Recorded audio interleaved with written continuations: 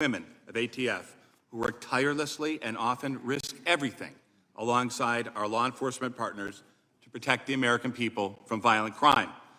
At ATF, everything we do begins and ends with public safety. ATF is a small law enforcement agency, just over 5,100 employees, with a huge mission to prevent, disrupt, and reduce violent crime. As director of ATF, I am briefed on what feels like countless murders and shootings that take place across the United States every day. This includes the mass murder incidents that often grab national headlines, such as last month's horrific murders at the Tennessee school, but it also includes countless shootings that take place every day, devastate families and communities, but don't make the news. By some counts, so far this year, there have already been 174 mass shootings, and 99 law enforcement officers have been shot in the line of duty. Every day, more than 100 people in America die from gun violence, and many more are permanently injured. Victims and survivors of gun violence deserve better, as do their families, their communities, and law enforcement officers, including those at ATF and our local partners, who every day run toward the gunfire. The level of gun violence in America is quite simply unacceptable.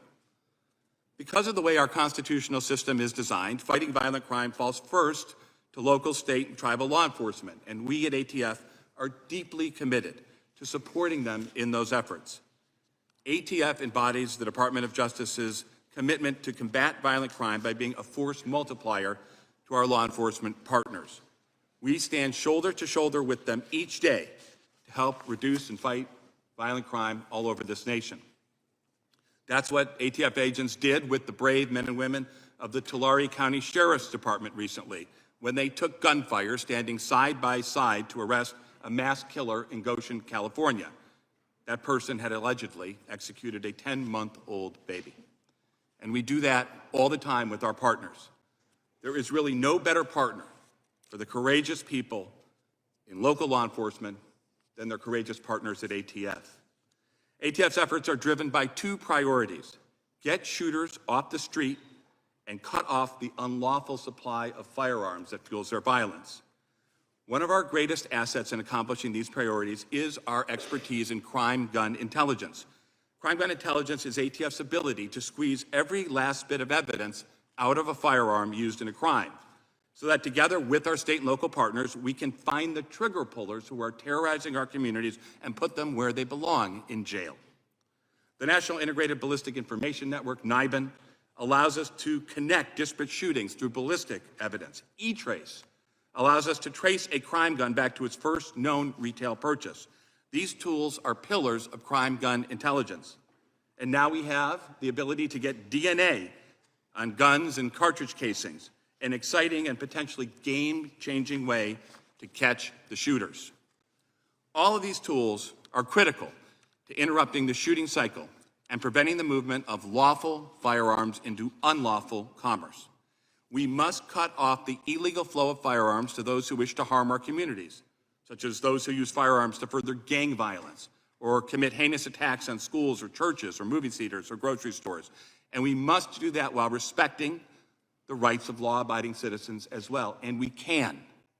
Last June, Congress passed the Bipartisan Safer Communities Act, which gave ATF two new tools: a standalone federal straw purchasing and standalone gun trafficking statute for the first time. ATF and the Department of Justice have already brought charges against more than 30 defendants for violations of these new provisions. For instance, ATF led an investigation in the Northern District of Texas that led to the conviction of a person who was trafficking over 230 firearms across the southern border to Mexico. We also work closely with licensed firearms dealers, who are often the first line of defense in our efforts to stop the diversion of firearms into illegal markets. Congress has given ATF the responsibility to regulate the firearms and explosives industry. ATF's regulatory efforts include inspections, rulemaking, and working with industry to promote education campaigns. And also, we respond day or night to every single burglary or robbery of a firearms dealer that we find out about.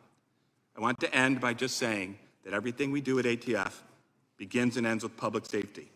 Whether it's agents in a homicide unit or on a gang task force or some lab specialist running a DNA test late at night to help police with a mass shooting, or inspectors going at 2 a.m. to an FFL that's gotten a burglary. Our goal as one ATF is to promote public safety and reduce violent crime to protect the American people. Mr. Chairman and members of the committee, thank you again for the opportunity to be here today. I'm happy to answer questions. Thank you, Director. The Chair now recognizes the gentleman from Texas for his 5 minutes of questioning. Thank you, Mr. Chairman. Mr. Dettelbach, I want to get a better sense over here. I want to get a better sense of where the ATF's pistol brace rule derived from, and I'd ask that you please elaborate on ATF's decision-making process, specifically in issuing the pistol brace final